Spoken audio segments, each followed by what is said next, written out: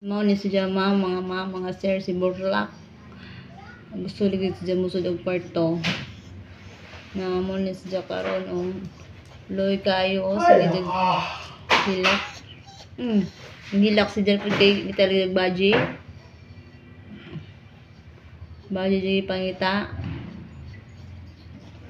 May baji sa kwarto Burlak. Matug ka na Burlak. Na muna mong iro tindog na dito sa kanyang lele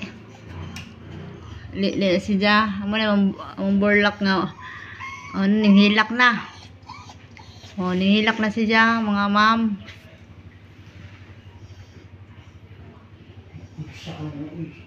Ninghilak na si ja mga ma'am mo ni si Burlak ninghilak na dito sa madyo kay gusto na si ja mo. Ito sige laklak. Na pati dunggan tindog na ang usa ka nagbi. Ay diyan sa kadunggan ko ana kanang pika sa dunggan mo ya dunggan isang usa po tindog ang usa higa muna si Burlak salamin akong live karon kay po kalakaw. Nanihilak na siya.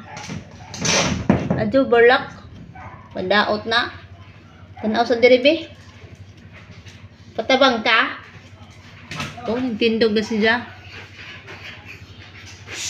la sakto na sige na Burlak mga tog na talak. Salamat guys for watching.